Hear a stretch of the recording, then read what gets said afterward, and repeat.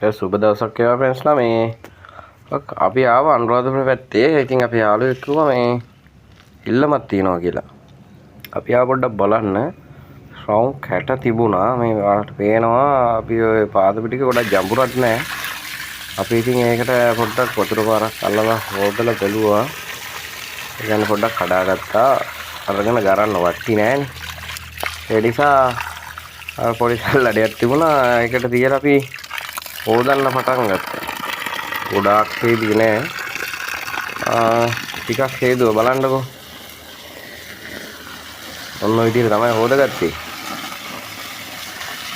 අර සාමාන්‍යයෙන් වට්ටියෙන් කරනවා වගේ ගොඩක් ගැරෙන්නේ නෑ. නමුත් පොඩි chance එකක් බලන්න මොකද තත්ත්වය බලන්නත් එක්ක තමයි මේ ගැරුවේ.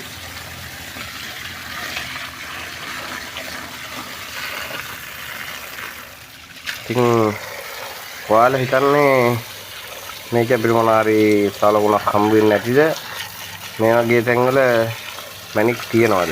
ඔයාලගේ අත්දැකීම් තියෙනවා නම් පල්ලෙහින් කමෙන්ට් එකක් දාන්න. ඒක ගොඩක් වටිනවා. මොකද මේක දිගටම කරගෙන යනවද නැද්ද කියලා තීරණය කරන්නත් ඕනි.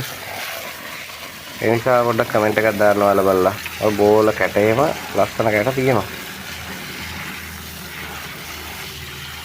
හැබැයි ඉතින් මේ හොදපු ටිකේ කට්ට තෝර මල්ලි එහෙම නම් කිසිම දෙයක් තිබුණේ නැහැ. කැට පමණයි. තව තිබුණා ලුණු දිරිවාන වගේ. ඔයාලා කියන්නේ මේක දිගටම කරගෙන ගිය chance එකක් වෙයිද නැද්ද?